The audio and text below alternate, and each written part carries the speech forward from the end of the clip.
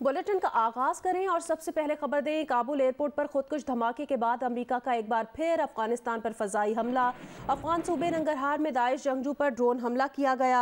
अमेरिकी central command के तर्जुमान का कहना है मिसाइल हमले में दाइश खुरासान से ताल्लुक रखने वाला काबुल एयरपोर्ट हमले का मंसूबा साज मारा गया। किसी शहरी का जानी नुकसान नहीं हुआ। अमेरिकी सदर जो बाइडन ने काबुल एयरपोर्ट पर खुदकुश हमले का जिम्मेदार दाइश खुरासान को करार देते हुए उसकी क़यादत पर हमलों का हुक्म दिया था। हामिद कारज़ाई इंटरनेशनल एयरपोर्ट पर खुदकुश हमले में 170 अफराद मारे गए थे। 13 अमरीकी एहलकार भी शामिल थे। अमेरिका ने अपने शहरियों को हवाई अड्डे से फौरी चले जाने का हुक्म दे दिया है।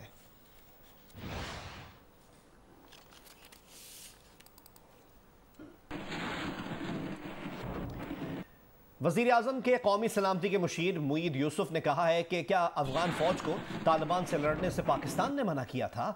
क्या अशरफ गनी को पाकिस्तान ने कहा था कि वो भाग जाए? पाकिस्तान तो अमेरिका की दरख्वास्त पर तालिबान को मुज़ाकरात की मेज़ पर ले गया था।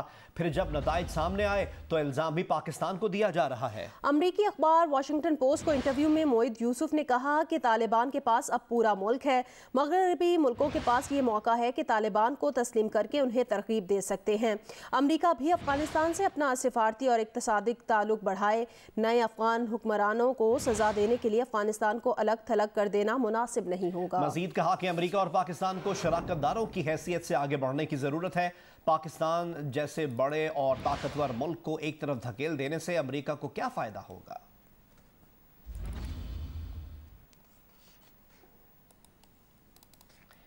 वज़ीर आज़म के कौमी सलामती के मुशीर मुईद यूसुफ ने कहा है कि क्या अफगान फौज को तालिबान से लड़ने से पाकिस्तान ने मना किया था? क्या अशरफ गनी को पाकिस्तान ने कहा था कि वो भाग जाए? पाकिस्तान तो अमेरिका की दरख्वास्त पर तालिबान को मुज़ाकरात की मेज़ पर ले गया था। फिर जब नताइज सामने आए तो इल्ज़ाम भी पाकिस्तान को दिया जा रहा है। अमेरिकी अखबार वाशिंगटन पोस्ट को वो इंटरव्यू दे रहे थे।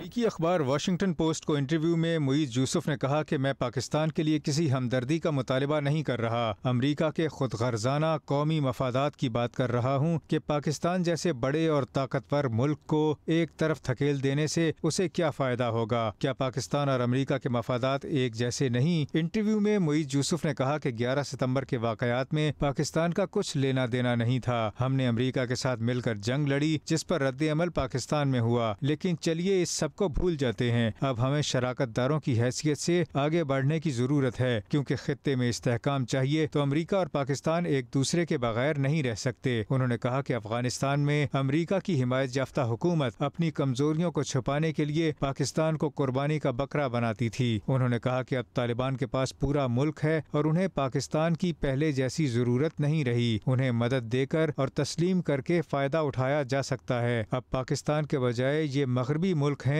जो ये तरगीब देकर ज्यादा फायदा उठा सकते हैं। मुईद यूसुफ ने कहा कि पाकिस्तान चाहता है कि अमेरिका अफगानिस्तान से अपना सिफारती और इक्तिसादी ताल्लुक बढ़ाए और तालिबान के साथ सिफारती सतह पर मामलात आगे बढ़ाने की कोशिश करे। अफगानिस्तान के नए हुक्मरानों को सजा देने के लिए अफगानिस्तान को अलग थलग कर देना अमेरिका के लिए दुरुस्त नहीं होगा। तर्जुमान तालिबान ने कहा काबुल एयरपोर्ट के 3 अहम मकामात पर तालिबान ने कंट्रोल हासिल कर लिया है, जबकि तर्जुमान पेंटागन जॉन कर्बी ने कहा तालिबान ने काबुल एयरपोर्ट पर ऑपरेशंस नहीं संभाले, ना ही किसी गेट की सिक्योरिटी संभाली है। काबुल एयरपोर्ट पर ऑपरेशंस अब भी अमरीकी फौज कंट्रोल कर रही है। अमरीकी फौजी ओहदेदार के मुताबिक काबुल एयरपोर्ट पर अब भी 5000 से ज्यादा अफराद इनखला के मुंतज़िर हैं।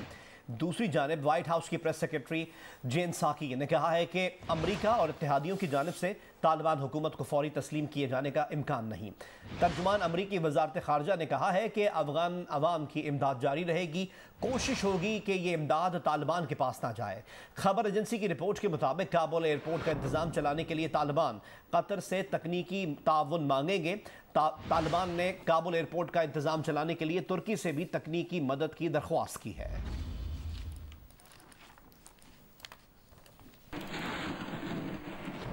कोरोना की सूरत हाल के मुतालिक आपको अपडेट करें। पाकिस्तान में कोरोना वायरस से मजीद 120 अफराद इंतकाल कर गए हैं। NCOC के मुताबिक 27 अगस्त को 61,306 टेस्ट किए गए, 4,191 नए मरीज सामने आए। कोरोना के मुस्बत केसेस की शरह तकरीबन 7% के करीब रही।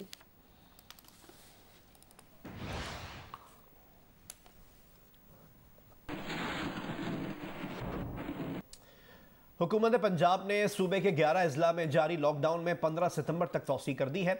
Secretary primary and secondary health care ने नोटिफिकेशन जारी कर दिया है। इस नोटिफिकेशन के मुताबिक जिन अजला में लॉकडाउन में तौसी की गई है उनमें लाहौर, रावलपिंडी, फैसलाबाद, मुल्तान, खानेवाल, मियांवाली, सरगोधा, खुशाब, बहावलपुर, गुजरावाला और रहीम यार खान शामिल हैं। इन अजला में मार्केट्स रात 8 बजे तक खुली रहेंगी, जबकि हफ्ते और इतवार को तमाम मार्केट्स बंद रहेंगी। शादी की इंडोर तकरीबात पर मुकम्मल पाबंदी होगी। आउटडोर शादी में सिर्फ 300 अफराद की इजाज़त होगी। रेस्टोरेंट्स पर रात 10 बजे तक आउटडोर डाइनिंग हो सकेगी। सरकारी और निजी दफातर में 50% स्टाफ आ सकेगा। सिर्फ वैक्सीनेटेड सयाहों को सफर करने की इजाजत होगी।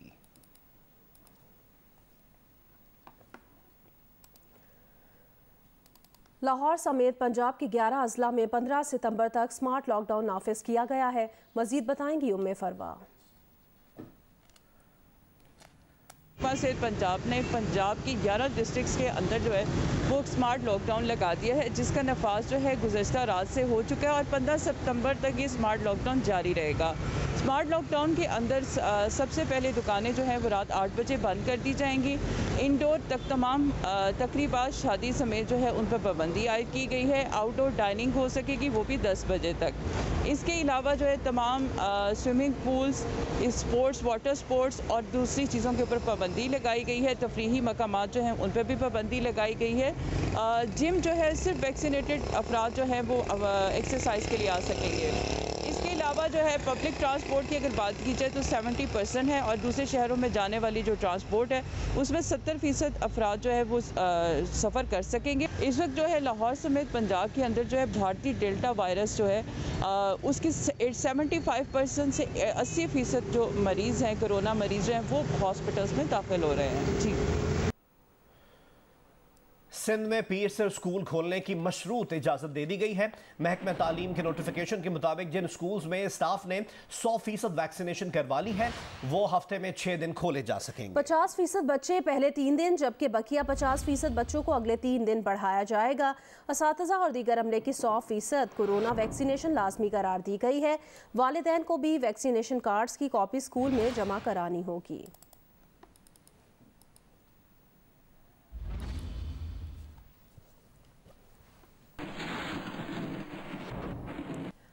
मुल्क भर में कोरोना के खिलाफ वैक्सीनेशन का अमल जारी है। वफाकी दारुल हुकूमत इस्लामाबाद में कोरोना के फैलाव और वैक्सीनेशन की क्या सूरत हाल है, जानेंगे जियो न्यूज़ की नुमाइंदा आमना आमिर से।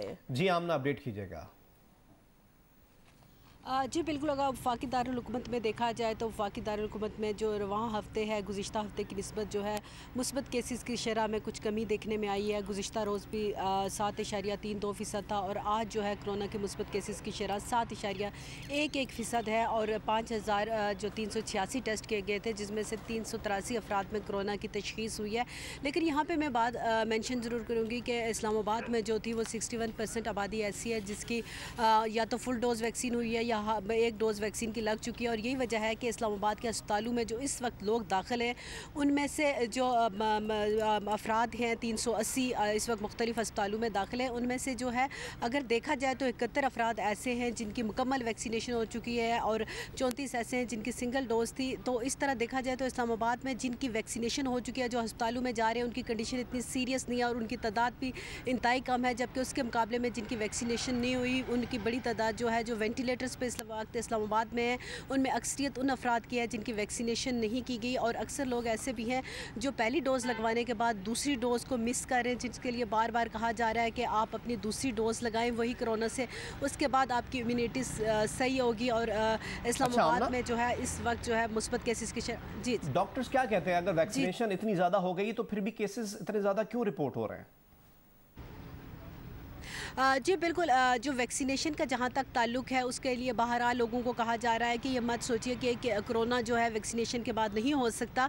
कोरोना हो सकता है और लेकिन उसके जो सिम्टम्स हैं वो इंतहाई माइल्ड होंगे, या तो वो आपको ज़्यादा इफ़ेक्ट नहीं करेगा और हॉस्पिटल नहीं जाएंगे, या फिर आप बेड पे जो है वेंटिलेटर्स पे नहीं आपको जाना पड़ेगा। और यही वजह है कि इस्लामाबाद में देखा गया है कि जो कोरोना के मुस्बत केसेस हैं जो रिपोर्ट हो रहे हैं उनमें से इंतहाई कम केसेस होते हैं जो हॉस्पिटल जाते हैं। और अगर आप भी डेटा देखा जाए तो इस्लामाबाद में ज़्यादातर वो लोग हॉस्पिटलाइज हैं जिनके वैक्सीनेशन नहीं की हुई, और जो दीगर बीमारियों के साथ हैं जिनकी वैक्सीनेशन हुई है वो हॉस्पिटल में ज़रूर जा रहे हैं। जी बहुत शुक्रिया आमना आमिर तफसीलन अपडेट करने के लिए। और अब जियो मौसम। मुल्क के वस्ती और अब शिमाली इलाकों में बारिशों का नया सिलसिला शुरू हो गया है। इस्लामाबाद और रावलपिंडी में बारिश का सिलसिला वक्फे वक्फे से जारी है। आज़ाद कश्मीर के शिमाली और वस्ती इजला में भी बादल बरसने लगे। मुजफ्फराबाद समेत वादी झेलम, वादी नीलम, बाग, रावलाकोट, पलंदरी, बलोच में भी बारिश हुई है। महकमा मौसमियात के मुताबिक बुध तक कश्मीर, पंजाब, इस्लामाबाद, खैबर पख्तूनख्वा और गिलगित बल्तिस्तान के बाज़ इलाकों में बारिश का इम्कान है।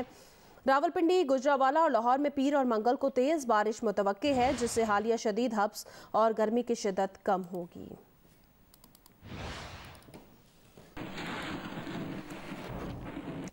इस्लामाबाद और रावलपिंडी में रात से वक्फे वक्फे से होने वाली बारिश से हब्स और गर्मी का जोर टूट गया है।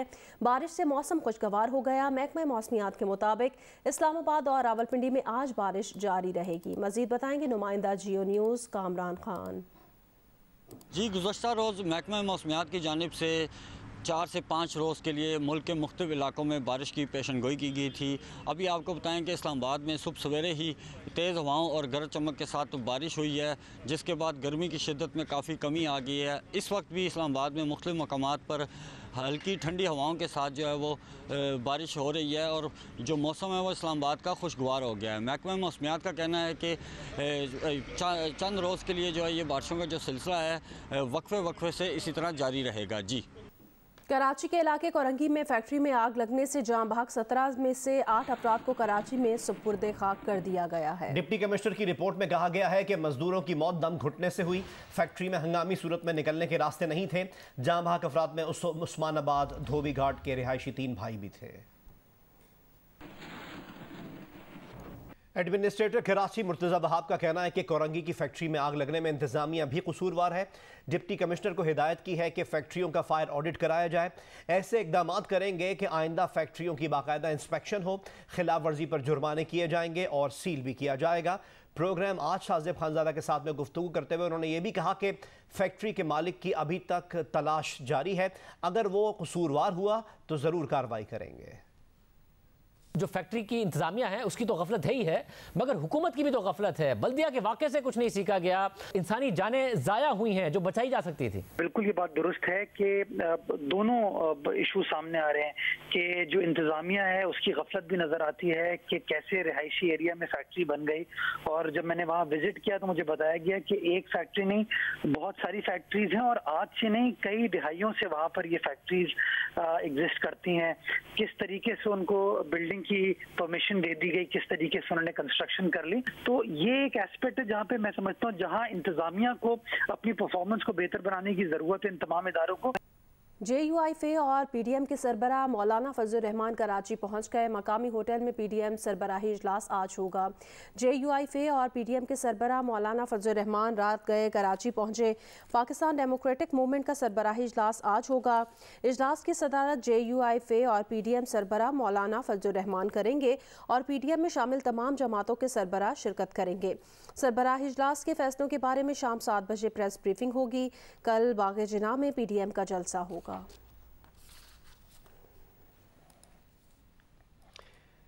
कराची में हुकूमत और अपोजिशन की सियासी सरगर्मियां अरूज पर पहुंच गई हैं। अपोजिशन लीडर मियां शहबाज शरीफ PDM के जलसे में शिरकत के लिए कराची पहुंच गए। दूसरी जानिब वफाकी वजीर इत्तलात फवाद चौधरी भी 2 रोज़ा दौरे पर कराची आ गए हैं। आज गवर्नर हाउस में प्रेस कॉन्फ्रेंस करेंगे।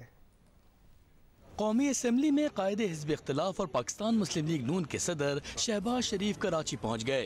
एयरपोर्ट पर कारकुनों की बड़ी तादाद ने इस्तकबाल किया। शहबाज शरीफ कराची में सियासी शख्सियात से मुलाकातों के अलावा मकामी होटल में 28 अगस्त को PDM के सरबराही इजलास में शरीक होंगे, जबकि 29 अगस्त को बाग़ कायद-ए-आज़म में मुनक़दा PDM के जलसे में पार्टी की नुमाइंदगी करेंगे। दूसरी जानिब वफाकी वज़ीर इत्तलात फवाद चौधरी भी गवर्नर सिंध इमरान इस्माइल के हमरा 2 रोज़ा दौरे पर कराची पहुँचे हैं। वो 28 अगस्त को गवर्नर हाउस कराची में प्रेस कॉन्फ्रेंस करेंगे। लाहौर के इलाके गड़ी शाहू और रायविंड में रिक्शा ड्राइवर समेत 4 अफराद ने 2 खवातीन को ज्यादती का निशाना बना दिया। पुलिस ने दोनों वाकयात के मुकदमा दर्ज कर लिए, लेकिन कोई गिरफ्तारी अमल में नहीं आ सकी। पुलिस के मुताबिक गड़ी शाहू में रिक्शा ड्राइवर सैफ ने खातून को नौकरी का झांसा देकर बुलाया और उसे एक सुनसान मकाम पर ले गया। मुलजिम के 2 साथी पहले से वहां मौजूद थे। FIR के मुताबिक एक मुलजिम ने खातून से बच्ची छीनकर उसे गन पॉइंट पर यरगमाल बनाया और बाकी 2 अफराद ने खातून को ज्यादती का निशाना बनाया। उधर रायविंड में 2 अफराद ने खातून को ज्यादती का निशाना बनाया और फरार हो गए। मुकदमा दर्ज होने के बावजूद मुलजिम गिरफ्तार नहीं हो सके। बलूचिस्तान में स्मगल शुदा नॉन कस्टम पेड गाड़ियों की बड़ी मार्केट बन चुकी है, जहां मुख्तलिफ मॉडल की कीमती गाड़ियां सस्ते दामों और बआसानी मिल जाती हैं। रिपोर्ट करेंगे नदीम कौसर।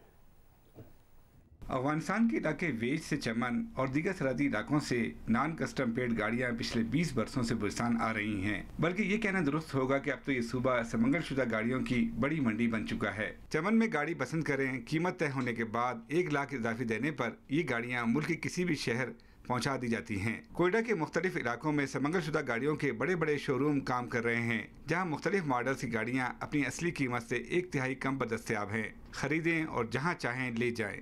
कस्टम हुकाम का कहना है कि उन्होंने पिछले 1.5 साल के दौरान 1300 से ज्यादा समंगल शुदा गाड़ियाँ कब्जे में ली हैं, जिससे इन गाड़ियों की स्मगलिंग में कमी आई है। इन गाड़ियों के सारिफ जो हैं वो कराची में, लाहौर में, इस्लामाबाद में, फैसलाबाद में, पेशावर में, बाकी जगहों पे थे, तो उन सारिफीन में बहुत कमी वाक़ हुई है।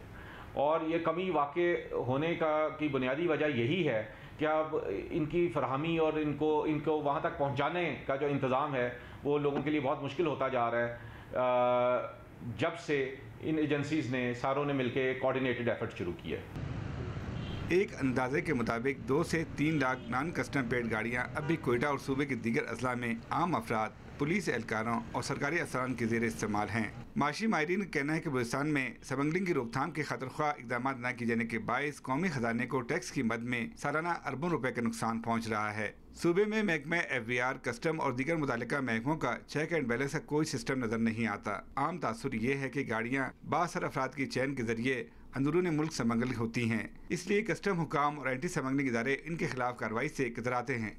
ये अरबों रुपए का जो है वफाक को नुकसान हो रहा है और आज तक इसके लिए बहुत सारे तरीके हो सकते हैं।